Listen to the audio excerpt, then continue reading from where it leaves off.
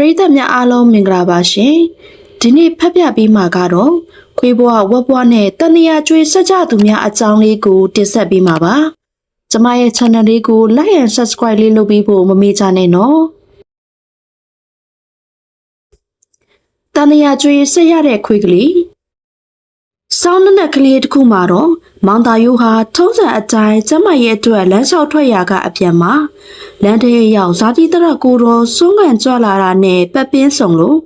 လက်အုပ်ချီပြီးခရပြုတ်လိုက်တယ်။တင်းငိမ့်တဲ့အိမ်ဒီတင့်တယ်တဲ့အသေးတို့နဲ့ပြည့်စုံပြီး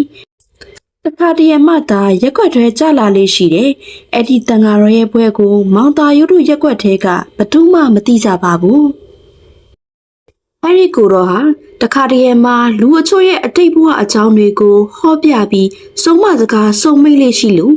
မောင်သားယိုးတို့ရက်ွက်ထဲကလူတွေကဇာတိတရကိုတော်လို့ခေါ်ခဲ့ကြတာဖြစ်တယ်။ရှေးကံပါရမီအရှိန်ဟုန်ကြောင့်လူတွေရဲ့အတိတ်ဘဝအကြောင်းတွေကိုသိမြင်နိုင်တဲ့ဉာဏ်တို့ဟာဇာတိတရဉာဏ်ပဲဖြစ်ပါတယ်။အဲ့ဒီကိုတော်ဟာဇာတိတရဉာဏ်ရှင်ဖြစ်တယ်လို့ယုံကြည်ကြတဲ့အတွက်မောင်သားယိုးတို့ရက်ွက်သူရက်ွက်သားတွေကဇာတိတရကိုတော်လို့ခေါ်တွင်ကြတာဖြစ်ပါတယ်။အရှင်ဖေကမကြွလာတာကြပြီ။နေကောင်းပါရဲ့လားဖေ။ကောင်းပါတယ်တကား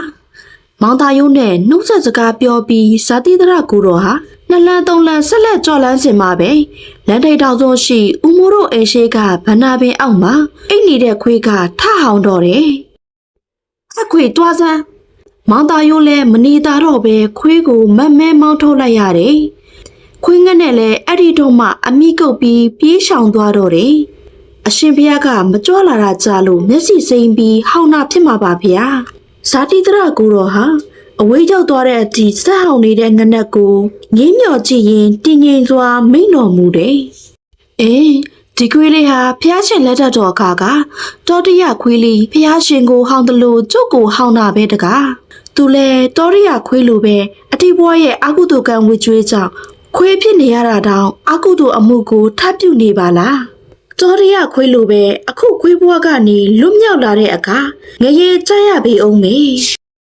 ဇာတိတရကိုတော်ရဲ့ဂယုဏအတန်းနဲ့မိန်တော်မူတဲ့စကားကိုကြားရတော့မောင်သားယိုးအတော်လေးစိတ်ဝင်စားသွားတယ်။အရှင်ဖေဟာ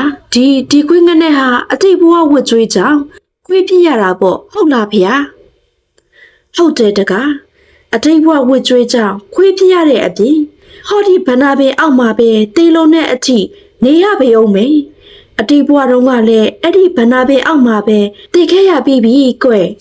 ကျမဖေဟာငနဲ့ဟာဒီဗန္နာပင်အောက်မှာပဲနေပူပူမိုးရွာရွာနေနေတာဖေဟာဒါတဲ့ငနဲ့ရဲ့အတိတ်ဘဝတုန်းကဘလို့ဝတ်ကျွေးများရှိခဲ့တာလဲဆိုတာကိုမိန့်ကြားတော်မူပါဖေဟာကောင်းပြီတကားတန်ဝင်ကရစရာအဲ့ဒီခွေးလေးရဲ့အတိတ်ဘဝအကြောင်းကိုသိလို့ရင်ပြောပြရမှာပေါ့ဒါပေမဲ့ကျုပ်ဆုံးခံကြောဖို့ရှိသေးလို့အချိန်မရဘူးတကားညနေမှကျုပ်တဲကိုတရင်300ဓမ္မဒိဋ္ဌံအကြောင်းကိုလာခဲ့ပါကျုပ်ပြောပြပါမယ်တင်ပါဗျာတပည့်တော်ဆက်ချက်လာခဲ့ပါမယ်ဒီလိုနဲ့ညနေဆောင်ချိန်မှာတော့မောင်သားယုတ်တယောက်ဓမ္မဒိဋ္ဌံအကြောင်းကြီးသွားခဲ့ပြီးအသင်ဆောင်တော်မူနေတဲ့ဇာတိတရကိုတော်ကိုဝတ်ပြုကတပည့်တော်ဟာတတဝါတွေရဲ့အတိတ်ဘဝအကြောင်းတွေကိုစိတ်ဝင်စားသူပါဗျာအရှင်ဘုရားမနက်တုန်းကအမိန့်ရှိတဲ့တောတိတရခွေးလေးရဲ့အကြောင်းကိုတော့တပည့်တော်စာရီမှာဖတ်ပူးပါတယ်ဗျာဖျားရှင်လက်ချက်တော်အခါကတောတိရပုံနာကြီးဟာချမ်းသာကြွယ်ဝပေမယ့်သူကိုယ်တိုင်လူဒန်းပိကမှုလုံးဝမရှိတဲ့အပြင်သူတစ်ပါးတို့ကိုလည်းမလူဖို့မတမ်းဖို့ပြောဆိုဟန်တားလေးရှိရကဝဲလုံးတဲ့အခါသူ့အိမ်မှာပဲခွေးကလေးဖြစ်ခဲ့ရတယ်မဟုတ်လားဗျာဟုတ်တယ်တကားတောတိရပုံနာကြီးဟာလူဘဝမှာကလေးကဖျားရှင်ကိုဂေါတမလို့ရရင်တည်တည်ခေါ်ဆိုတဲ့အပြင်ခွေးဘွားရောက်တော့လေဘုရားရှင်ဆုံးခံကြွလာတာကိုစီးပြီးဟောင်းခဲ့တယ်ကွမနက်တုန်းကငနက်လူပေါ့ဖေဟာဟုတ်တယ်ကွတောရိယပုံနာကြီးဟာသူလူဝက်မြုပ်နှံခဲ့တဲ့ယေဒနာပစ္စည်းတွေကိုဆွဲလန်းပြီးသူ့ရဲ့အိမ်မှာပဲခွေးလေးဖြစ်ခဲ့ရတယ်လို့ငနဲ့ဟာလေအတိတ်ဘဝရဲ့ဝတ်ကြွေးအဆွဲတွေကြောင့်တကားတို့လမ်းထိပ်ဗနာပင်အောက်ကမခွာနိုင်ဖြစ်နေရတာကွကျမဖေဟာအဲ့ဒီခွေးလေးငနဲ့ရဲ့အတိတ်ဘဝအကြောင်းကိုဟာကြားပေးတော်မူပါဗျာကောင်းပြီတကား အဲ့ဒီခွေးလေးငနဲ့ပြီးခဲ့တဲ့ဘဝတုန်းကတကားတို့ရက်ကတ်သားတယောက်ဖြစ်ခဲ့တယ်ကွဟင်ဟုတ်လားဖေဟုတ်တယ်ကွဖေဘုံကဒီလိုပါတကားသိန်းရွှေဟာငယ်စဉ်ကတည်းကမိဘစကားနားမထောင်ပဲစိုးသွက်လာတဲ့လူငယ်တဦးဖြစ်ပါတယ်ဟတ်သိန်းရွှေနေဒီနေ့ကြောင်းမတက်ဘူးဆိုနေရဲ့ဆီယမကအိမ်ကိုစာပုတ်ခိုင်းလိုက်တယ်မနေ့ကကြမိဘခေါ်ခဲ့ရမယ်တဲ့ငါတော့မလိုက်နိုင်တော့ဘူးနေအဖေခေါ်သွားငါလည်းမလိုက်နိုင်တော့ဘူးအဲ့ဒီကောင်အတွက်နဲ့ကြောင်းကိုလိုက်ရတာဘယ်နှခါရှိပြီလဲမလိုက်နဲ့ဘယ်သူမှမလိုက်နဲ့ကျွန်တော်လည်းကြောင်းမတက်တော့ဘူးအေးမတက်နဲ့နေကိုကြောင်းထားလို့လည်းဘာမှဖြစ်လာမှာမဟုတ်ဘူးဆောင်းမေးဘွဲကအတက်နိုင်ကြနေတာဇော်လွန်တို့ကားစိတ်မုတ်တဲ့အလုပ်မှာပဲသွားဝိုင်းလို့ချေဒါမှပတ်စံရမှာဒီလိုနဲ့သိန်းရွှေဟာတရမတန်းအရောက်မှာပဲကြောင်းကထွက်ပြီးကားစိတ်မုတ်တဲ့လုပ်ငန်းမှာဝင်လို့ကြော့တယ်အလုပ်သမားဘွားရောက်ပြီးမကြပါဘူးသိန်းရွှေဟာသူ့ထက်အသက်ကြီးတဲ့အလုပ်သမားတွေရဲ့ဆွဲမှုကြောင့်အရက်တောက်တက်လာတယ်လာကွာသိန်းရွှေငါတို့တနေကုန်ပြင်မဲ့ထားတာတွေငါတို့နဲ့အတူအပြူ200ပိုးလောက်ချလိုက်မင်းအမောပန်းတွေပြေးသွားစီရမယ်မကြခင်မှာပဲသိန်းရွှေဟာအရက်ကိုကြိုက်တဲ့အရက်သမားဖြစ်လာတယ်သူဟာအရွယ်ကလည်းကြီးလာအရက်မူရင်သွေးလဲဆူးလာရကအရက်ဝိုင်းတွေမှာရန်တွေဖြစ်လာပြီးသိန်းရွှေတဲ့ကွဘဲကောင်မှပုံမထားဘူးသိန်းရွှေဟာလူမိုက်ဖြစ်လာခဲ့တယ်ရက်ွက်တွေကရံပွဲမှန်သမျှသူမပါတာမရှိသလောက်ပါပဲအာဇုဘအိမ်ကဖဲဝိုင်းတွေမှာလည်းစီခနဲဆိုရံဖြစ်ရင်သိန်းရွှေပါပဲဘယ်ကောင်မှပုံမထားတဲ့သိန်းရွှေကွကြတော့သူတို့ရက်ွက်တွေကဘိုးကြီးသိန်းရွှေလိုပဲခေါ်ကြတော့တယ်ဟာဟိုမှာဘိုးကြီးသိန်းရွှေလာနေတယ်ကွဘိုးဝေးရှောင်းမဟုတ်တယ်ရှောင်းနာကောင်းတယ်ကွသူကစိတ်မထင်သလိုရမ်းနာကွသူ့လိုအချုပ်တဲ့ထောင်နဲ့ခဏရောက်တဲ့ကောင်နဲ့ဖမ်းမဖြစ်တာကောင်းပါတယ်ကွာအဲ့ဒီကောင်ကိုသူ့မိဘဆွေမျိုးတွေကလည်းပြောမရဆိုမရလို့ဝမ်းမဲ့ထားကြတာကွာတကယ်တမန်တော်ရံမှာပဲကွာသိန်းရွှေဟာသူ့အလုပ်ဆင်းနေတဲ့အချိန်မှဆင်းနေအလုပ်ရှင်ကလည်းထောင်မချောက်တမ်းမလျှောက်တဲ့သိန်းရွှေနဲ့ဖမ်းမပရှင်တဲ့အတွက်သူစိတ်ကြိုက်လိုက်လျောဆက်ဆံနေရတယ်ကျုပ်ကိုနေထွက်ကတရက်စာပို့ပေးဗျာဟိုဘက်လန်ကအတုပဖဲဝိုင်းသွားမလို့ဗျအေးပါကွာအေးပါတညမှာတော့သိန်းရွှေဟာဖဲဝိုင်းမှာပဲဖဲရှုံပြီးပြန်လာတယ်ညကလည်းနဲ့မိုးကလည်းတစိမ့်စိမ့်မောင်သားရိုးတို့လမ်းထဲရောက်တော့မိုးကလည်းသေးလာပါရောဟာမိုးကတအားရွာလာပါလားသိန်းရွှေဟာလမ်းထဲကဦးမိုးတို့အိမ်ရှိမျက်နှာချင်းဆိုင်မှာရှိတဲ့ကွန်းရဆိုင်လေးထဲပြေးဝင်ပြီးမိုးကိုနေလိုက်တယ်လူသူပြည့်နေနေတဲ့ညကြီးတကောင်ရဲ့အချိန်တဲနေတဲ့မိုးကတပွဲပွဲဖြစ်လာတဲ့အချိန်သိန်းရွှေဟာလည်းဖဲရှုံပြီးတပတ်စာကြိုတင်ထုတ်လာတဲ့ငွေတွေကုန်သွားလို့စိတ်ညစ်နေတဲ့အချိန်တော့ငါရှုံးသွားတဲ့ငွေတွေပြန်ရအောင်ဘယ်လိုလုပ်ရပါမလဲသူဟာတွေ့မျက်နှာချင်းဆိုင်ကဦးမိုးတို့ရဲ့နှစ်ထပ်တိုက်အိမ်ကြီးစီမျက်လုံးရောက်သွားတော့တယ်ဦးမိုးဟာငါတို့ရက်ကထွန်းမှာအချမ်းသာဆုံးပဲသူချုပ်တဲ့မဂ္ဂဇင်းကလည်းတအားကိုအောင်မြင်နေတာတဲ့ဒီလောက်ချမ်းသာတဲ့ဦးမိုးရဲ့အိမ်ထဲငွေခိုးနိုင်ရင်ငါလိုချင်တဲ့ငွေကြီးအတိုင်းအတာထက်အများကြီးပိုရမှာပဲ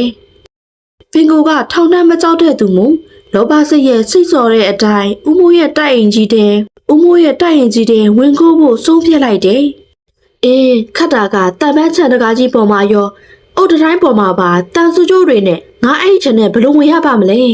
ဟုတ်ပြီအဲ့ဒီဘန္နာပင်ပေါ်တက်ပြီးခြံနဲ့ကိုင်းကြနေတဲ့အကိုင်းကတဆင့်ဝင်ရမယ်သိန်းရွှေဟာသူ့ရဲ့အကြံစီအတိုင်းဘန္နာပင်အောက်စီချင်းခတ်သွားလိုက်ပြီးဘန္နာပင်ပေါ်ဖတ်တက်ခဲ့တယ်မုံမုံတွေကိုပြတ်တန်းကြရောက်နေတဲ့လမ်းမီးတိုင်ရဲ့မီးရောင်ကိုဘန္နာပင်ရိတ်ကတားဆီးကာကွယ်ထားတယ်သိန်းရွှေဟာဘန္နာပင်ရဲ့မောင်ရိတ်ကိုအားပြုပြီးခြံနဲ့ကိုင်းကြနေတဲ့တစ်ကိုင်းအတိုင်းဖတ်တွယ်သွားရကခြံနဲ့ရောက်မှမြင်းမြင်းပေါ်ခုန်ချလိုက်တယ်ပြီးရနဲ့အရေးချီကြည့်ပြီးနှစ်ထပ်တိုင်းရဲ့စင်ဝင်အောင်ပြေးကပ်သွားလိုက်တယ်။သိန်းရွှေဟာစင်ဝင်တိုင်းကိုဖတ်တွယ်လေလာတာဆောင်ပေါ်တက်ခဲ့ပြီးခါးချကအမြဲထိုးထားတဲ့ဓာမြောင်ကိုထုတ်ခါတကားရွရဲ့ပတ်တာကိုဓာအုံးနဲ့ထွင်းတော့တယ်။တသက်မဲမဲထက်ရွာလာတဲ့မိုးတန်လီတန်တွေကြားမှာသိန်းရွှေရဲ့လှုပ်ရှားတန်တွေဟာပျောက်ကွယ်နေတယ်။ပတ်တာတွေပြုတ်ခါတကားရွပွင့်သွားတဲ့အခါမှာတော့တိုင်ကြီးတဲ့သိန်းရွှေဝင်သွားတော့တယ်။နောက်နေ့မနေ့မိုးလင်းတဲ့အခါ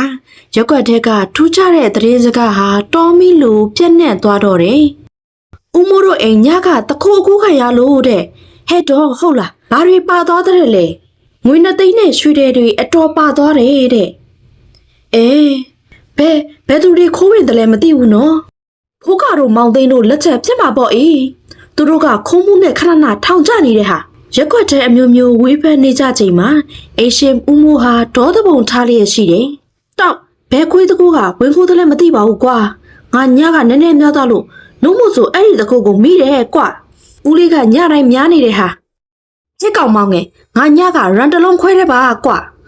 ကျွန်တော်ကတော့ညတော့ကဦးလေးတို့အိမ်ဝင်ခိုးတဲ့တကူဟာဖိုးကတော့မောင်သိန်းတို့ပဲဖြစ်မယ်လို့ထင်နေဗျအေးကွာငါတို့ရက်ွက်ထဲမှာခိုးမှုနဲ့နာမည်ပြတ်တာရှိတာအဲ့ဒီနှကောင်ပဲရှိတယ်ကွာခတ်တာကမောင်သိန်းကိုမင်းညကပဲခိုးမှုမတင်ကလို့ရဲကဖမ်းသွားပြီကွာဖိုးကလည်းတီဗီယောဂနဲ့အိယာတဲ့လဲနေတာတပတ်လောက်ရှိပြီတဲ့ကွာအိယာတဲ့ကတောင်လူတွဲမှထနိုင်တာတဲ့ရဲကသွားစစ်ပြီးပြီဒါဆိုဘယ်သူလက်ချက်ဖြစ်မလဲဦးလေးဒီပြမြို့နယ်ကတကိုးတွေပဲနဲကြောပြီးလာခိုးသလားမသိပါဘူးကွာဘဒုမသိန်းရွှေကိုမတင်ကမဖြစ်ကြအေးဘသူပဲဖြစ်ဖြစ်ငါတို့ချွေးနေစာနဲ့ရှာထားတဲ့ရွှေငွေတွေကိုခိုးသွားတဲ့ကောင်တွေဟာတန်တရာကျွေးကိုတော့ဆက်ရအောင်မှာပါကွာငါတို့မိသားစုပိုင်ဥစ္စာပစ္စည်းတို့ကိုခိုးသွားတဲ့အတွက်ငါတို့မိသားစုကိုဒင်းတို့အကျွေးဆက်ရအောင်မှာပါကျွန်းသားဘွားနဲ့အကျွေးဆက်ရအောင်မှာပါဒင်းတို့ယူသွားတဲ့ရွှေငွေတွေဟာလည်းအပူတွေပါပဲဒင်းတို့လက်ထဲမှာကြောက်ကြမခမ်းပါဘူးမင်းစောင့်လာကြည့်နေလိုက်မောင်ငယ်သိန်းရွှေဟာခိုးယူရရှိလာတဲ့ရွှေငွေတွေကိုလုံးချိုရနေရာမှာဝတ်ချပြီး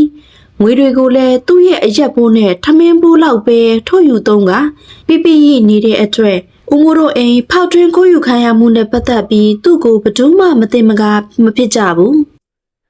းတလားကြော်ကြော်လောက်ကြာမှသူဖဲဝိုင်းကနေနိုင်လာတယ်လို့သတင်းလင်းလိုက်တယ်ငါတငယ်ချင်းရွက်ကခြေဝိုင်းမှာရှမ်းကုန်းပြီးကစားပြီးအရှိကြီးပွားလာတာကွတောက်ကြစမ်းတငယ်ချင်းတို့ငါတကခတ်မယ်သိန်းရွှေဟာမဝစ်ဖူးတဲ့ဝစ်ကောင်းစားလာတွေဝဲဝဲကောင်းပြီဆိုတဲ့နိုင်ငံခြားရက်တွေတောက်တငယ်ချင်းတွေနဲ့ကလပ်တွေတက်နဲ့မိုးမမြင်လေးမမြင်ဖြစ်လာတော့တယ်ဒီမှာတွေ့လားဂျင်းဝင်းကရက်လာတာကွဘောလာတို့ရဲ့လာ KTV တော့ခဲ့ကြရအောင်ဒီလိုနဲ့6လလောက်သုံးပြုံးနေလိုက်တာရသမျှငွေတွေရောရွှေတွေပါရောင်းစားလို့ကုန်ပါလေရောတောက်ရှိတဲ့ငွေတော့ကုန်ပြီဒါနောက်ဆုံးလက်ချက်မဲ့ပြုံးချိုတင်းရွှေကလည်းကွာဘာပူစရာလဲမင်းလောက်ကစားနဲ့အကျိုးပေးနေတာပဲဟိုဘက်ရက်ကွက်ကအာသုဘဖဲဝိုင်းမှာအဲ့ဒီငွေကိုရှင်းပြီးပြန်ရှာကွာဝိုင်းရတော့ကောင်းနေကြတယ်ကွ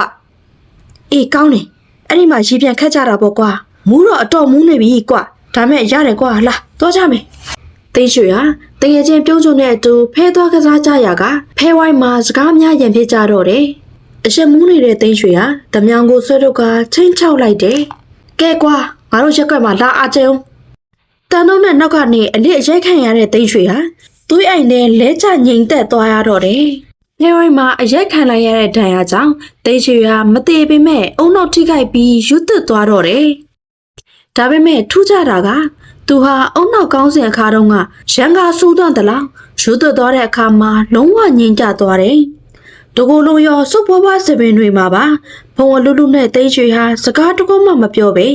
ဲငင်းငိုင်ငိုင်နဲ့ရက်ခွက်အနှံ့ရှောက်သွားနေလေးရှိတယ်။သမင်းဆိုင်တို့လက်ဖေးဆိုင်တို့ရှေ့မှာရက်ပြီးလဝါလေးဖြတ်လို့တောင်းရဲလေးရှိတယ်။ဆိုင်ရှင်တွေစပယ်တို့တွေကငောင်ရဲမောင်းထုတ်လိုက်ရင်လ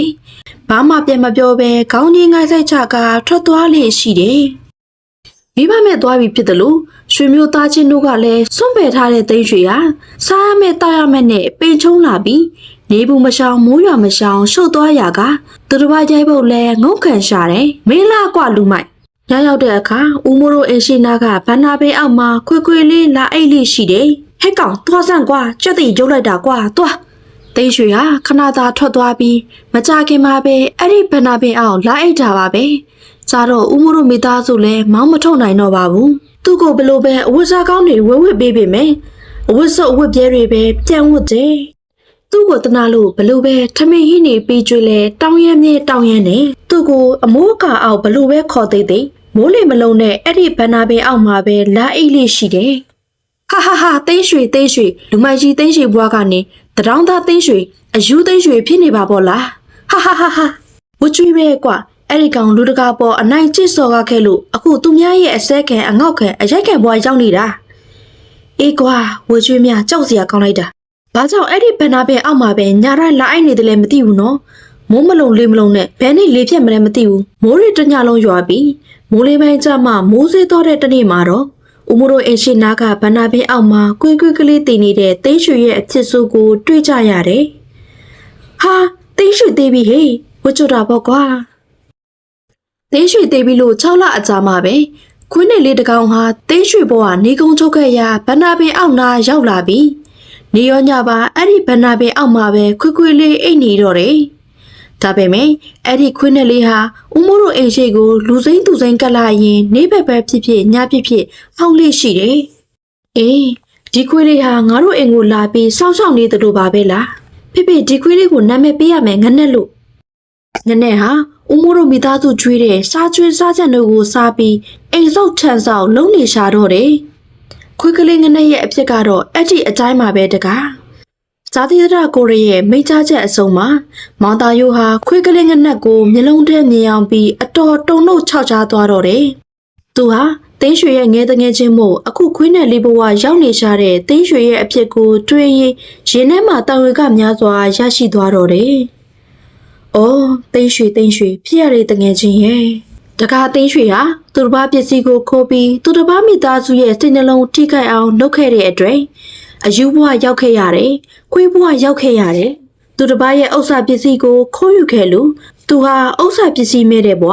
အင်ကြီးလုံးကြီးအစောပြေးတာဝေးရတဲ့ဘဝရောက်ခဲ့ရတယ်။မိုးလေမလုံးအိတ်ဆက်နေထိုင်ရတယ်။သူတစ်ပါးကိုအနိုင်ကျင့်စော်ကားခဲ့လို့သူတစ်ပါးရဲ့စော်ကားအနိုင်ကျင့်မှုပြန်ခံရတယ်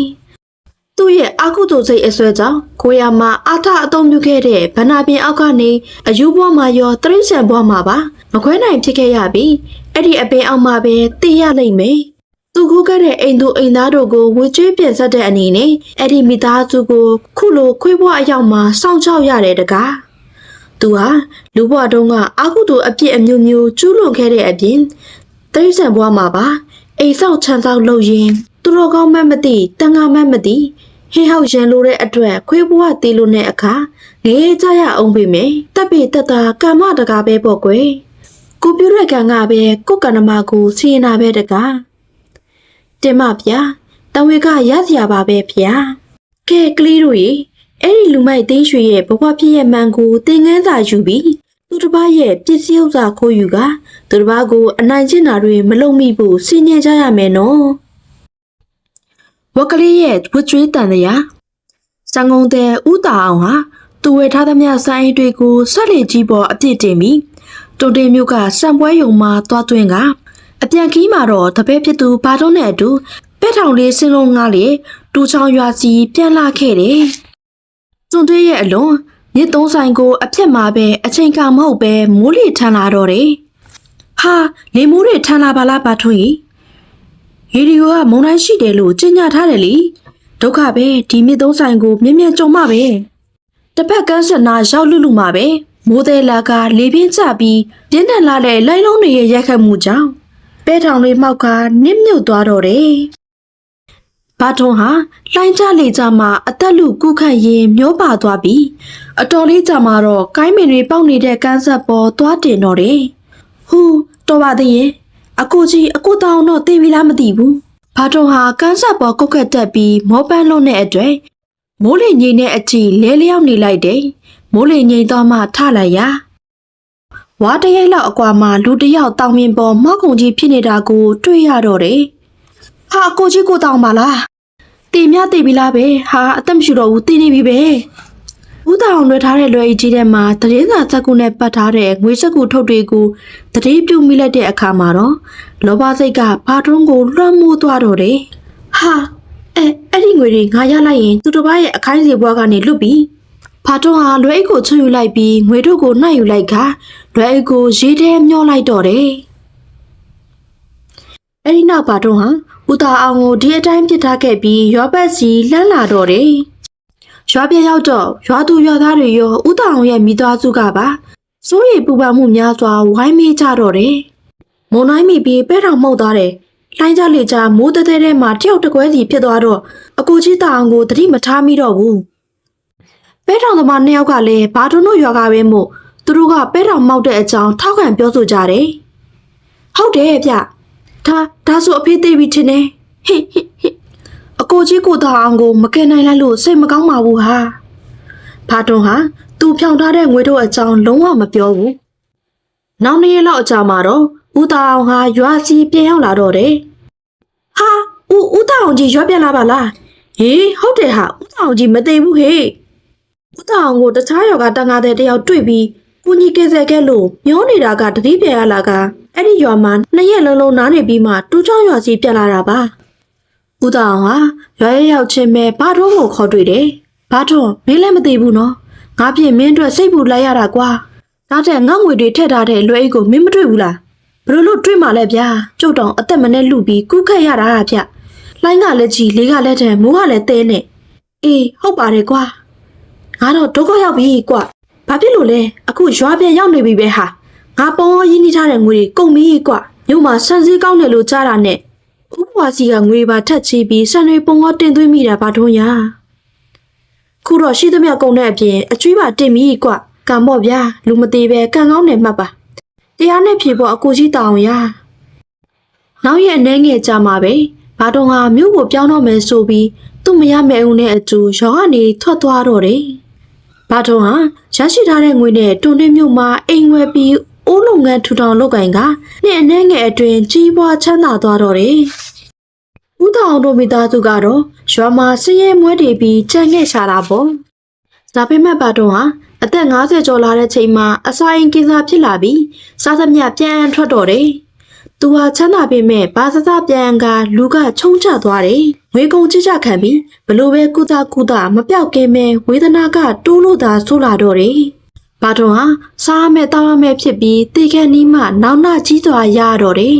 ။အေးသူတစ်ပါးရဲ့ဥစ္စာပစ္စည်းမှန်တိလျက်နဲ့ယူတာဟာခိုးတာပဲတဲ့။ငါအကိုကြီးတောင်ရဲ့ငွေတွေကိုခိုးခဲ့လို့သူ့ရဲ့မိသားစုစားရမဲ့တောက်ရမဲ့ဖြစ်ရတယ်လို့ငါသိကြတဲ့ဝတ်သားစားချလိုက်တာစားလို့လည်းမရဘူးဖြစ်နေတယ်အခုငါလည်းပတ်စံရှိလျက်နဲ့စားရမဲ့တောက်ရမဲ့ဖြစ်နေရပြီငါသိကြတဲ့ဝတ်သားကိုစားချလိုက်တာဝတ်သားစားရင်ဝေဒနာပိုတိုးလို့ဆိုတယ်ဥပထုံးဟာဝတ်သားကိုဆွဲလန်းစိတ်နဲ့ကွဲလန်းပြီးတဲ့အခါသူတို့ခြံကဝတ်ချံထဲမှာဝက်ကလေးဖြစ်ရတယ်အဲ့ဒီဝက်ကလေးဟာအရွယ်လေးအတော်ရလာတာနဲ့ဝက်ချန်ထဲကအတင်းထိုးထွက်ပြီးဥပထုံဘွားတော်ကမရတော့ခဲ့တဲ့မဲဦးရဲ့နောက်ရှောက်လိုက်လေးရှိတယ်လို့အဲ့နီလုံးဘာဖြစ်လို့ငါနောက်ရှောက်လိုက်နေရတာလဲတွားပြန်လူဘွားတော်ကသမီးတော်ခဲ့တဲ့မဲကြီးမိုးရဲ့နောက်လဲတကောက်ကောက်ရှောက်လိုက်နေတယ်လို့ရွာကပါလှောင်မြောင်ကြတော့တယ်မဲကြီးမိုးရဲ့လင်ငယ်လေးလဲလာပြီးဟေးကြာတော့မဲကြီးမိုးကချက်ပြီးသူ့ယောက်ျားကိုတိုင်တော့တယ်မဲကြီးမိုးရဲ့ယောက်ျားဆိုင်ဆန်ကဝတ်တသမားခေါ်ပြီးဝက်ကလေးနီလုံးကိုပေါက်ခိုင်းလိုက်တယ်။ဝက်ကလေးကိုဖြစ်နေတော့မချင်းမုံကအနားလာကြည့်တယ်။နီလုံးလေးတနာပါရဲ့။ဒါနဲ့ပဲဝက်ကလေးနီလုံးဟာမချင်းမွေရဲ့ဝမ်းမှာတရေသားအဖြစ်ဝင်စားတော့တယ်။မချင်းမုံဟာတာကလေးနီတို့ကိုမွေးလာရာနီတို့ဟာအစာကျွေးတဲ့အော်ငိုလေးရှိတယ်။နီတို့လေး3နှစ်သားအရွယ်ဇာကာကောင်းကောင်းပြောတဲ့သွားတက်လာတတ်တဲ့အခါမိဘကမေးတယ်။တာအစာစားတိုင်းဘာလို့ငူနေရတာလဲကွယ်မျိုးမကြလို့ဘာဖြစ်လို့မျိုးမကြရတာလဲကွယ်ကံအားလျော်စွာဒီတူလေးဟာအတိတ်ဘဝကိုသိမြင်နိုင်တဲ့ဇာတိတရဉာဏ်ရရှိထားလို့အတိတ်ဘဝတွေကအကြောင်းကိုပြောပြလိုက်တယ်။ဒါဟာလူဘဝဖြစ်တုန်းကသူတစ်ပါးရဲ့ငွေတွေကိုခိုးယူခဲ့ပါတယ်။အခုခါရတဲ့မိသားစုစားရမဲ့တောက်ရမဲ့ဖြစ်သွားရတယ်လို့ဒါလဲချမ်းသာပါလေစားရမဲ့တောက်ရမဲ့ဖြစ်ပြီးသိခဲ့ရပါတယ်။လူဘွားတော်ကတားရဲ့နမီကဘာထုံးမှာသူတစ်ပါးရဲ့ပစ္စည်းဥစ္စာကိုခိုးမိလို့သူတို့မိသားစုခံစားရတယ်လို့ဒါလဲစားရမဲ့တောက်ရမဲ့ဖြစ်ခဲ့ရတဲ့အပြင်ကိုဘွားအထိအစာစားရမှာမျိုးမကြတဲ့ယောဂဆွဲခဲ့ပြီးငုံမိနေတာပါခမညာဒါဆိုသားကတပလုံးအဲ့ဒီဝကြွေခံနေရမှာလားသားကိုတန်ရာကျွေးဆက်မပါသေးခြင်းသားကိုခဲ့တဲ့တူးချောင်းရွာကဦးတောင်တို့မိသားစုကိုဆင်းရဲတဲ့ဘဝကလွတ်မြောက်အောင်ကူညီထောက်ပံ့ရမှာဖြစ်ပါတယ်။ကောင်းပြီအဖေမေတို့အဲ့ဒီရွာကိုလိုက်သွားပြီးဦးတောင်တို့မိသားစုကိုတွေ့အောင်ရှာမယ်။ပြီးရင်သူတို့ကိုတားပြောတဲ့အတိုင်းထောက်ပံ့ကူညီပါမယ်ကွယ်။ဒီလိုနဲ့နီတုလေးတို့မိသားစုဟာတူချောင်းရွာစီပဲထောင်စင်လုံးကတွားရောက်ကြတော့တယ်။တူချောင်းရွာစီရောက်တဲ့ဆိုရင်ပဲနီတုလေးကဥဆောင်ကဦးတောင်တို့အိရှိရာစီတန်းသွားလေတယ်။ကိုကြီးတောင်ကျုပ်ဘာထုံးလေဟေးဒီမှာတဲ့နီတုလေးရဲ့မိဘတွေဟာဦးတောင်ကိုအကြောင်းစုံရှင်းပြတယ်။ပြရပုံကတော့အဲ့ဒီအတိုင်းပါပဲအဘရဲ့။ခုကျမရဲ့ဖေဖေတဖြစ်လေကျမရဲ့သားနီတုလေးတန်ရရွေးမပါအောင်အဘကိုကူညီထောက်ပံ့မှုလာခဲ့တာပါ။အော်ဒီလိုလားပြရလေဘာထုံရဲ့ပြရလေ ဒီလိုနဲ့ဒီတို့လေးဟာတန်ရာဝကျွေးဆက်ပြီးမှပဲအစာစားတိုင်းငိုးစရာမလိုတော့ပဲစားကောင်းတောက်ကောင်းသွားတော့တယ်။ကဲကလေးတို့ရေသူတို့ဘာရဲ့ဥစ္စာပစ္စည်းကိုမတရားရယူခိုးဝှက်သူဟာဝိဒုက္ခတွေဘလို့ခံစားရတယ်ဆိုတာသိပြီးဖြစ်လို့တန်ရာဝကျွေးမှာပါအောင်စဉ်းကြီးပြီးနေကြရအောင်နော်။တန်ရာလွတ်လန်းရှာသူမလာလူနဲ့ယောက်ျားဟာဌာနတစ်ခုကအထက်တန်းအရာရှိလေးတဦးပါပဲ။လာစာအကောင်းကြီးမဟုတ်ပေမဲ့ယောက်ျားဖြစ်သူရဲ့လာစာနဲ့သူတို့လင်မယားဆောက်လို့လောက်တဲ့အပြင်အထိုက်အတဲ့ပို့ရှင်းပါတယ်။ဒါပေမဲ့မလာလူဟာအဝတ်တဲ့အစားအသစ်ကိုတိတ်ခုံမင်ပြီးပေါ်လာသမျှအထည်ဆန်းတွေကိုလည်းခါးပေါ်တင်လိုက်ရမှချင်းနေရသူပါ။အဝတ်စားအသစ်တွေသာဝဲဝဲလေးရှိပြီးရှော့ဖို့ဖို့ကြတော့အင်မတန်ပြင်းသူဖြစ်ပါတယ်။နှုတ်ရည်ကိုဒီနေ့ရုံးမှာအစည်းအဝေးရှိတယ်တိုက်ပုံလေးမိဖို့တိုက်ပေးပါအောင်ဟမ်တိုက်ပုံကဟိုတကကွန်ထရီတွေပေးထားကြတဲ့မလျှော့သေးဘူးအာခပ်ပါလားကွာဘာဖြစ်လို့မင်းမလျှော့ရလဲ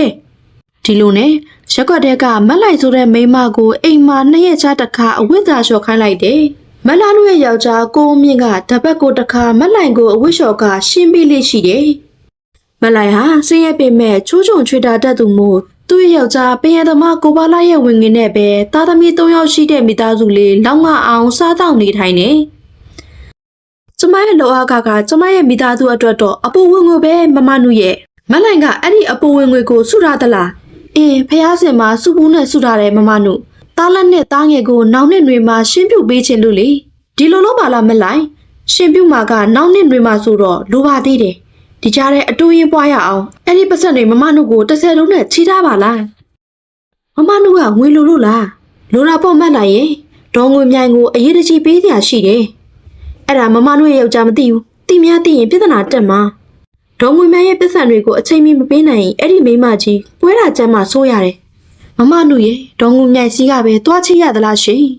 ဒါဆိုမက်လိုက်ကိုပြောတာပေါ့မမနုကို30လုံးနဲ့ချီးပါကွယ်မမနုလာတိုင်းအတိုးမမှန်ပေးပါမယ်အတိုးပေးကြမလို့ပါဘူးမမနုရေကျမစုထားတဲ့ငွေတွေမမနုကိုပေးပါမယ်ဒါပေမဲ့မမနုကိုတခုပြောပြရစီနှလုံးသုံးလုံးလောင်းကစားတွေမလုပ်ပါနဲ့လားမမနုရေအဲ့ဒီလောင်းကစားတွေလုပ်လို့မမနုအကျွေးတွေတင်တာမမနုလည်းအဝတ်စားဖို့တွေအကျွေးတွေတင်ရကအဲ့ဒီအကျွေးတွေကြည်လူချင်းကလောင်းကစားလုပ်ပြီးရှာမိရကပူဆိုးသွားရတာပဲမက်လိုက်ရဲ့ဒါပေမဲ့မက်လိုက်ကအတိုးမယူပဲမမနုကိုပေးမယ်ဆိုတော့တော်သေးတာပေါ့ကွယ်ဒီလိုနဲ့မလာနုဟာအဝတ်လျှော်တဲ့မက်လိုက်စီကငွေ2သိန်းယူလိုက်တဲ့အပြင်မက်လိုက်အပတ်စဉ်ရတဲ့အဝတ်လျှော်ကားတွေကိုပါထပ်ထပ်ယူကတနေ့လောက်အကြာမှတော့4သိန်းနီးပါးရှိပြီဖြစ်ပါတယ်မမနုလာမဲ့နွေရာသီကျောင်းပိတ်ရက်မှာသားတို့ကိုရှင်းပြပေးရတော့မယ်ကျမရဲ့ပတ်စံတွေပြန်ပြီးတော့နော်ဟဲ့မက်လိုက်ရဲ့ဒီနှစ်တော့မမနုငွေမလွယ်သေးဘူးကွမက်လိုက်ရဲ့သားတွေကိုနောက်နှစ်တွေကြာမှရှင်းပြပေးပါလားကွယ်နော်ဒီလိုနဲ့မက်လိုက်ဟာသားတွေရဲ့ရှင်းပြပွဲကိုနောက်နှစ်ရွှေ့ဆဲလိုက်ရတယ်ဖြစ်ချင်တော့နောက်နှစ်တွေမရောက်ခင်မှာပဲမက်လိုက်ဟာတန်ဆူးရကမေးခိုင်မိုးဝင်ပြီးရုတ်တရက်ကွဲလွန်သွားတော့တယ်မက်လိုက်ရဲ့အတုပရက်လဲပြီးနောက်နေ့မှာပဲမက်လိုက်ရဲ့သမီးအချီမမရွက်ကမလာနုစီမှာအကျွေးလာတောင်းတော့တယ်အန်နီသမီးအမေပြောဘူးတယ်အမေစုထားတဲ့ပတ်စံလေးသိန်းအန်နီစီမှာရှိတယ်ဆိုသမီးတို့ကိုအဲ့ဒီပတ်စံပြန်ပေးပါနော်ဟဲ့အဲ့ဒီပတ်စံအလုံးနင့်အမေမသေးခင်3-4ရက်ကပဲပြန်ယူသွားပြီလေငါအကုန်ပြန်ပေးလိုက်ပြီအိုးအန်နီရဲ့မဟုတ်တာအမေသိကန်နေအောင်သမီးကိုထပ်မှသေးတယ်အန်နီချေးထားတဲ့4သိန်းကိုတောင်းယူပြီးမောင်လေးတို့ကိုရှင်ပြုတ်ပေးပါတဲ့အိုးငါကချေးတာမဟုတ်ပါဘူးဟေးနင့်အမေကနင်တို့ရဲ့တဲစုပ်လေးမှာပတ်စံထားအောင်မလုံခြုံလို့မမနုတိန်းထားပါဆိုပြီးလာအဲ့လို့တကူတကတိန်းထားပေးရတာပါတော့နင့်မေတေကန်နီသွေးယူသွေးရက်နဲ့ခရောင်ကရန်ပြောတာကိုအတိမယူနဲ့မမနုဟာမလိုက်စီကယူထားတဲ့ငွေတွေကိုပြန်မပေးချင်တော့တဲ့အတွက်ပြောင်းရင်းတော့တယ်ရရဆဆအေးကျုပ်ပြန်ပေးလိုက်ပြီးပါပြီအန်ဒီရဲ့ကျမတို့အမေချွေးနေစာနဲ့ရှာဖွေထားပြီးတာနာပြုတ်မဲ့ပတ်စံကိုပြန်ပေးပါရှင်ငါပြန်ပေးပြီလို့ဘယ်နှခါပြောရမလဲတော်ရွှှချက်တွေလာမပြောနဲ့ကောင်းပြီလေအန်ဒီမတရားလုပ်ရင်အဲ့ဒီမတရားလုပ်တဲ့ကြံကိုတနေ့ပြန်ခံရမယ်မှတ်ပါညင်ရီလဲရွှဲနဲ့ပြန်သွားတဲ့ကောင်မလေးရဲ့ကြောပြင်ကိုကြည့်ရင်မလာနုကအောင်မြင်သူအပြုံးမျိုးနဲ့ပြုံးလိုက်တယ်ဟင်းဒင်းလေးပါပြောအဲ့ဒီငွေတွေပြန်မပေးရဖို့အရေးကြီးတယ်ခုလိုပြောင်းညင်းလိုက်တော့ဘသူတွေပါတတ်နိုင်သေးလဲဟင်းဒါပေမဲ့မလာနုတယောက်အကြာကြီးဝမ်းမသာနိုင်ပါဘူးတနေ့မင်္ဂလာဘွဲ့တစ်ဘွဲ့စီသွားဖို့အဝတ်စားတစ်တွေဝဲဝှက်လိုက်ပြီးတဲ့အခါမှာပဲအိုးရလိုက်တာတကိုယ်လုံးရလာရကရလိုက်တာကျွတ်ဘလို့ဖြစ်တာပါလေ တကောလုံးအပူတွေထားလာပြီးရားသည့်ထဲချလာလို့အဝတ်စားတစ်တွေကိုချွတ်ပစ်လိုက်ရတော့တယ်။အဲ့ဒီလိုအဝတ်စားတစ်တွေချွတ်ပစ်လိုက်မှရရနဲ့ဝေဒနာတက်တာသွားပြီးအဖုအဖိတ်တွေပျောက်သွားတော့တယ်။အဲ့ဒီနေ့ကစပြီးမက်လာနုဟာအဝတ်စားတစ်တွေရှော့ဖို့ပြီးသားအဝတ်တွေလုံးဝဝတ်လို့မရတော့ပဲအဝတ်စားဟောင်းတွေမလျှော်မဖို့ရသေးတဲ့အဝတ်တွေပဲဝတ်လို့ရတော့တယ်။ဒါတွေဝတ်မှမရတာငါ့ဘဝအဖြစ်ဆိုးလိုက်တာအဝတ်တဲ့အစားတွေအဝတ်အစားကောင်းတွေဝတ်လို့မရတော့တဲ့မလာနုဟာဘလို့ပွဲလန်းတပင်မှမရတော့သလိုလူကြားတဲ့တိုးလို့မရတော့ဘူးတကောလုံးနန်းနေတာပဲဟဲ့ကြတော့အဝတ်စားဟောင်းတွေနန်းစော်နေတဲ့အဝတ်တွေသာဝတ်ခွင့်ရတဲ့မလာနုကိုယာတို့ကြီးသွားပြီဖြစ်တဲ့သူမရဲ့ယောက်ျားကစွန့်ခွာသွားတော့တယ်ကျုပ်ရဲ့ယာတို့အစ်စ်နဲ့ကပွဲတက်မရလိုအပ်တယ်လေလူရမွေနဲ့မရကိုဘလို့လို့ရှစ်ဆက်လက်တွဲလို့ဖြစ်မှာလဲဗျာလေယောက်ျားရဲ့စွန့်ပစ်ခြင်းခံရပြီးတဲ့နောက်မလာနုဟာပင်ပန်းဆင်းရဲကြီးစွာဘဝကိုရုန်းကန်ရသလိုစိတ်လဲအင်မတန်ဆင်းရဲရကကြာတော့နှလုံးရောဂါဆွတ်ကပ်ပြီးအိယာထဲလဲရတော့တယ်မလာနုဟာစိတ်ဆင်းရဲစိုးစိုးပြပြနဲ့တရက်ခဏီမှသူပြုခဲ့မှုတဲ့မကောင်းမှုအတွက်နှောင်တရတော့တယ်ငါရဲ့ဘဝအခုလိုဆင်းရဲရတာဟာသူတစ်ပါးရဲ့ငွေတွေကိုမတရားယူခဲ့လို့ပဲဖြစ်မယ်ငါဒီလိုအဝတ်အစားတွေရှော့ဖို့ပြီးသားအဝတ်တွေဝတ်လို့မရတာဟာအဝတ်လျှော်ပြီးတမအာဇီဝအနေနဲ့ရှာဖွေထားတဲ့မက်လိုက်ရဲ့အဝတ်လျှော်ခါတွေကိုယူသုံးပြီးပြန်မပြေးလို့ပဲဖြစ်ရမယ်ငါရဲ့ဘဝအခုလိုဆင်းရဲတာဟာသူတစ်ပါးရဲ့ငွေတွေကိုမတရားယူခဲ့လို့ပဲဖြစ်မယ်ပြီးတော့ငါဟာရှင်းပြပြီးတရာပြရမယ့်အရေးပြည့်စည်အောင်လုပ်ခဲ့တဲ့အတွက်မကောင်းတဲ့ဘုံဘဝရရအောင်မနဲ့တူပါရဲ့အရှင်ဖေတပည့်တော်မရဲ့အမအတွက်နှောင်နှရပါပြီဖေတပည့်တော်မရဲ့အပြစ်ကိုခွင့်လွှတ်ပေးတော်မူပါဖေနှကောင်းနှက်မြတ်များကျွန်တော်မျိုးမနှောင်နှရပါပြီအပြစ်ကနေခွင့်လွှတ်ပေးတော်မူပါမလာနုဟာကွယ်လွန်သွားတဲ့အခါသူမရဲ့အာကုတုကံဝတ်ချွေးကြောင့်မလာရဲ့သမီးမရဲတို့ရဲ့အိမ်နာကခွေးမကြီးတကောင်ရဲ့ဝမ်းမှာတရီတေးပြီးတသွေးသမွေလှပတဲ့ခွေးမလေးတကောင်အဖြစ်မွေးဖွားလာတယ်ဟဲဒီခွေးမလေးကချစ်စရာလေးအေးဟဲတခြားခွေးလိုမဟုတ်ဘူးနော်ချစ်စရာကောင်းလိုက်တာတွေ့မြင်သူတိုင်းကအဲ့ဒီခွေးမလေးကိုချစ်ခင်ကြပြီးဟိုလူကပွေဒီလူကပွေနဲ့ဖြစ်နေတော့တယ်ဒါပေမဲ့တနေ့မှာတော့အဲ့ဒီခွေးမလေးဟာမရွတ်တို့အိမ်အောက်ထဲခွေးတို့ရဲ့ထုံးစံအတိုင်းစားတွင်းစားကြံတို့ကိုရှာဖွေနေတော့ခွေးမလေးမိဖို့ကြောင့်အောက်မှာရှိနေမှမသိတဲ့မဲရောက်ကအိမ်အောက်ထဲထမင်းရည်ဘူးတွေငှဲ့ချလိုက်ရာခွေးလေးရဲ့ကိုယ်ပေါ်ထမင်းရည်ဘူးတွေလောင်းချသလိုဖြစ်သွားပြီးအမွှေးတွေကြုံအောင်ကရုပ်ပြက်ဆင်းပြက်ဖြစ်သွားရတော့တယ်ရုပ်ပြက်ဆင်းပြက်ဖြစ်သွားတဲ့ခွေးမလေးကိုဘသူကမှမချစ်ခင်ကြတော့ပါဘူးပွေချင်းချီချင်တဲ့သူကလည်းမချစ်ကြတော့ဘူးဟိုလူကကန်ဒီလူကကန်ခဲနဲ့ပေါက်သူကပေါက်မှုကြောက်လန့်ပြီးပြေးတဲ့ခွေးမလေးဟာလမ်းမကြီးကိုဖြတ်အပြေးကားတစ်စီးရဲ့ကြည့်ချင်းကန်လိုက်ရကပွဲချင်းမီတီးဆုံးသွားရတော့တယ်။အော်အနိစ္စဒုက္ခအနတ္တပါလား။ခွေးမလေးရဲ့ဖြစ်စဉ်ကိုတွေ့မြင်ပြီးဂယုဏတာတန်ဝေကပွားများသူကတော့စွန်းဆန်စိတ်အလူခံကြွလာကြတဲ့မေဒီလာရှင်လေးတွေပဲဖြစ်ပါတယ်။ခွေးမလေးဟာတည်ဆုံးပြီးရဲ့နောက်အဲ့ဒီမေဒီလာရှင်တို့ရဲ့ကြောင်းတိုက်အနီးကအကျော်သေးမိမရဲ့ဝမ်းမဝင်စားပြီးလာပါတဲ့မင်္ဂလိတရူအဖြစ်မွေးဖွားလာတော့တယ်။ဒါပေမဲ့အဲ့ဒီမင်္ဂလိဟာမွေးဖွားလာတဲ့အချိန်ကစပြီးစကားလုံးဝမပြောပါဘူး။ငါသမီးငယ်လေးစပယ်ဟာအားလေးပါလား။ပြရလေသမီးရဲ့စပယ်ဟာကိုယ်တိုင်စကားမပြောနိုင်ပေမဲ့သူများပြောတာကိုတော့အငေးသားငေးကြည့်နေလေးရှိတယ်။တနေ့မှာတော့တီလာရှင်ကျောင်းတွေကတီလာရှင်လေးတွေစံပန်းလေးတွေရက်လျက်တန်းစီထွက်တာကိုငေးကြည့်ရင်စပယ်လေးဟာထူးထူးခြားခြားစကားတစ်ခုပြောလိုက်တယ်။အမေသမီးကိုတီလာရှင်ဝတ်ပေးပါ။ဟဲ့ကြည့်စမ်းငါသမီးလေးစကားပြောတတ်ပါလား။ဝမ်းသာလိုက်တာအမေဝမ်းသာလိုက်တာသမီးရဲ့အမေသမီးလေးဟာအားလေးမဟုတ်တော့ဘူး။ဒါနဲ့များအစကတည်းကဘာဖြစ်လို့စကားမပြောတာလဲသမီးရဲ့။သမီးရဲ့ရှိဘွားတုန်းကအာကုတုအမှုတွေကြောင့်ဒဏ်ခတ်ခံထားရပြီးစကားမပြောနိုင်ခဲ့တာပါဒီနေ့တီလာရှင်လေးတွေကိုကြည့်ရင်သမီးရဲ့ဘွားဟောင်းတွေကိုသိမြင်လာရပါတယ်အိုးဟုတ်လားသမီးကဖုန်းတော်ကြီးတွေဟောကြားထားတဲ့တရားတွေထဲကအတိတ်ဘွားတွေကိုသိမြင်တဲ့ဉာဏ်မျိုးရပြီနဲ့တူတယ်ဟုတ်ပါတယ်အမေသမီးဟာဟိုအတိတ်ဘွားတုန်းကအရာရှိကတော့မလှနုဖြစ်ခဲ့ဘူးသလိုခွေးမလေးတကောင်လည်းဖြစ်ခဲ့ဘူးပါတယ်မလာနုဘွားတော့ကကျူလွန်ခဲ့တဲ့အာကုတုအပြစ်ကြောင့်မလာနုဘွားမှာပဲအပြစ်ကိုခံခဲ့ရတယ်လို့တတရာပြုမှုကိုတားသိတယ်လို့ဖြစ်ခဲ့မိလို့ခွေးဘွားရဲ့အဖြစ်တရိษံဘွားရောက်ရှိခဲ့ပြီးဒုက္ခဝေဒနာကြီးစွာခံစားခဲ့ရပါတယ်အမေဒါပေမဲ့ မလာနုဘွားမှာတေကန်ဒီနောင်နာရပြီးမြတ်စွာဘုရားကိုကြီးညိုလေးစားစွာရှေ့ဟိုးခဲ့လို့ခွေးအပြစ်ခံရပြီးနောက်ခုလိုလူဘွားပြန်ရခဲ့တာပါအမေဒါပေမဲ့သမီးဟာလူအဖြစ်ဆက်နေခဲ့ရင်အာကုသိုလ်တန်ရာကျွေးရဲ့ဒဏ်ကိုဆက်ပြီးခံရနိုင်လို့မြင့်မြတ်လာတဲ့တိလရှင်ဘွားကူးပြောင်းချင်ပါတယ်အမေတိလရှင်ဘွားနဲ့တန်ရာပြုပြီးကောင်းမှုကုသိုလ်တွေလုံးမှသမီးရဲ့တန်ရာကျွေးတွေချိန်မှမူသမီးကိုတိလရှင်ဝတ်ခွင့်ပြုပါအမေအေးပါသမီးလေးရဲ့အားမလေးအဖြစ်သက်ဆိုင်ရင်တိလရှင်မလေးအဖြစ်အမေမြင့်မြတ်တွေ့မြင်ချင်ပါတယ်ကွယ်ဒီလိုနဲ့စပယ်လေးကိုသူမရဲ့မိဘတွေကတိလရှင်ပေးဝေလိုက်ကြတယ်စပယ်လေးဟာတိလရှင်မလေးဆန္ဒတီရီအဖြစ်ပျော်ရွှင်ချမ်းမြေ့စွာသာသနာပြုရင်ကောင်းမှုကုသိုလ်တွေပြုလုပ်နေတာဒီနေ့အထိပါပဲကဲကလေးတို့ရေအကုသိုလ်အမှုကျွလွန်ပြီးတဲ့နောက်ပြန်လည်ပေးဆက်ရတဲ့တန်ရာကျွေးဟာကြောက်စရာကောင်းလိုက်တာနော်ဒါကြောင့်မလာနုရဲ့ပြည့်မဲ့အဖြစ်လေးကိုသင်ခန်းသာယူပြီးအကုသိုလ်အမှုနဲ့မကျွလွန်မိအောင်အမားတွေမကျွလွန်မိအောင်ရှင်ကျင်နိုင်ကြပါစေကွယ်အဆုံးတိလိုက်ပါနားဆင်ပေးကြတဲ့ပရိသတ်တို့ချင်းစီကိုကျေးဇူးအထူးတင်ရှိပါတယ်ရှင်